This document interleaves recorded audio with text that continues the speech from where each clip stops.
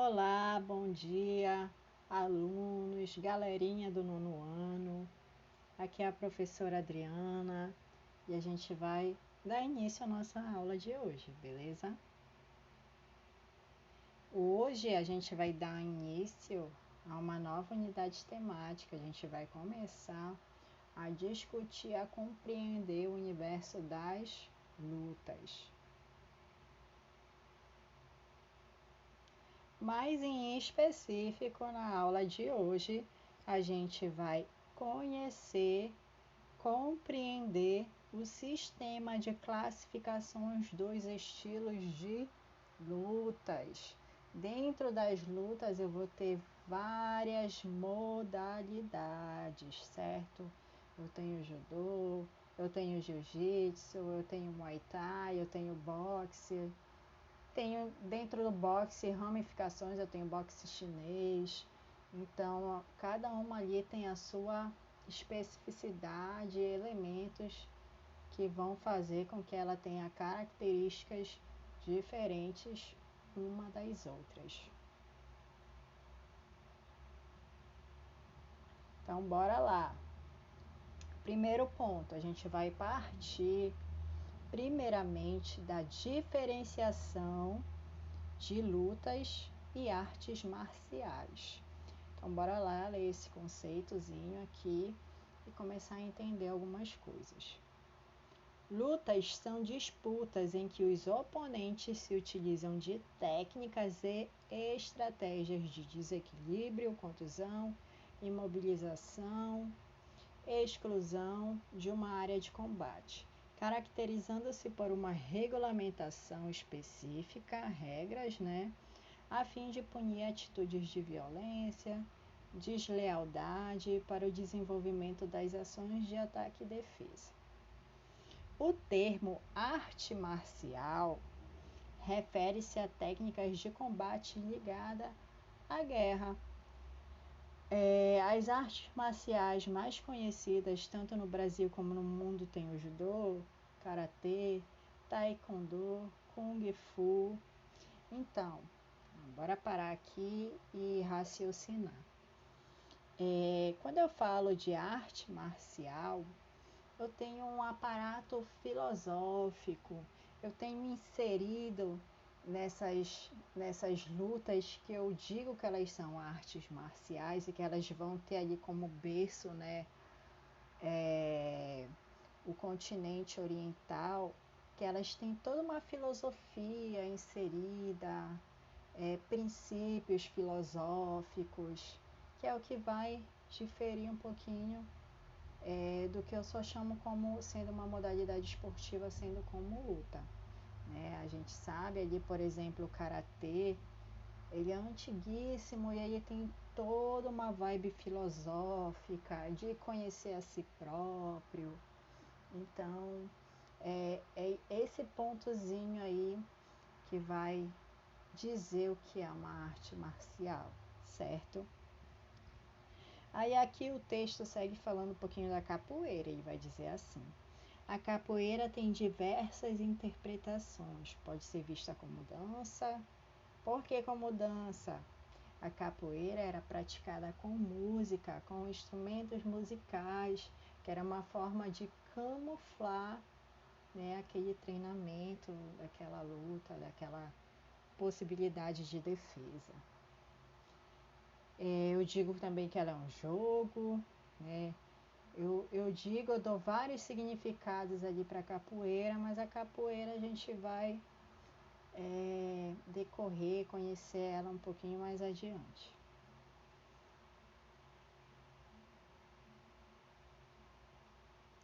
A origem das lutas continua sendo uma incógnita, mas o homem primitivo já lutava para sobreviver, caçar e garantir seu espaço,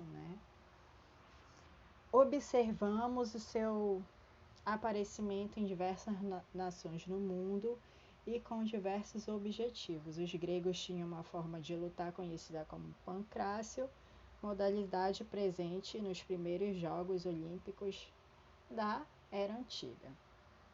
Em Roma, os gladiadores eram escravos de terras conquistadas e que participavam de torneios de lutas que serviam de entretenimento para os imperadores de Roma e para a população em geral.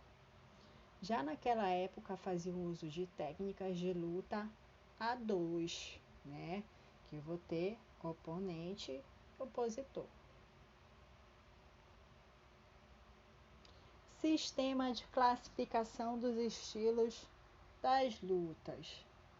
Vambora, finalmente chegamos nesse sistema de classificação dos estilos das lutas. Existem diversos sistemas distintos de classificação dos estilos de lutas e arte marcial, adotados por diferentes culturas em momentos históricos específicos. Quando vamos falar em classificação das lutas, podemos dividi-la em lutas de corpo a corpo e lutas de distância. Então, na aula de hoje, a gente vai partir dessa classificação. Eu vou dizer que determinada luta tem como característica ser uma luta de corpo a corpo. Luta A, luta de corpo a corpo. Já a luta B é uma luta de distância. Bora entender melhor como é isso. Lutas de corpo a corpo.